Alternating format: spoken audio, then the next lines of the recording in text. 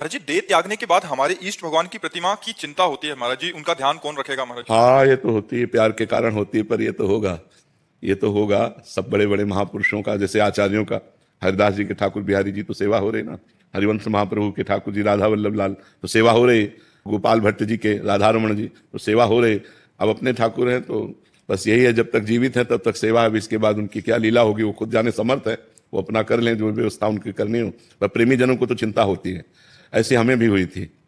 जब हमारा शरीर अत्यंत अस्वस्थ, अब भी अस्वस्थ ही रहता है, तो हमें चिंता हुई कि हमारी श्री जी की सेवा कौन।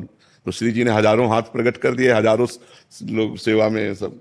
तो अगर अपनी प्रियता इष्ट के प्रति है तो वो व्यवस्था कर लेंगे, वो व्यवस्था जीते जी हमारे सामने सेवा होने लगी। हमें चिंता थी कि अब हम सेवा नहीं कर पा रहे, कैसे सेवा होगी श्री जी की सेवा, और बहुत अच्छे से सब सेवा हो रही। श्री जी के ऐसे प्रताप उदय हुए, वो अपनी सेवा करा रहे हैं। तो ऐसे ही अपने इष्ट से प्रार्थना करें कि आप अपनी देख लेना, अपनी व्यवस्था कर लेना, तो किसी न किसी को प्रेरित करके वो उनके पास चले जाएंगे।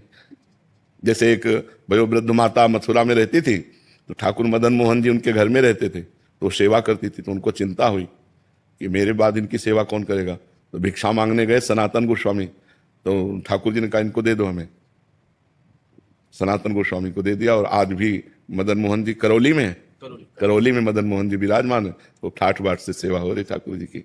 तो अपने ठाकुर जी से प्रार्थना कर दे कि जब तक हम जीवित है, हमारे शरीर में बल है, तब तक हम आपकी सेवा में, इसके बाद आप अपनी कोई व्यवस्था कर लेना, ऐसे मत बैठे रहना, नहीं तो हमें चिंता है। ऐसी बात करोगे तो कर लेंगे, ऐसी व्यवस्था कर लेंगे। ये होती है, प्रेमी जनों को होती है कि हमारे बाद हमारे इष्ट को कौन दुलार करेगा। ये होता है, ऐसा होता है, ऐसा होता है, मतलब बहुत जोर से होता है।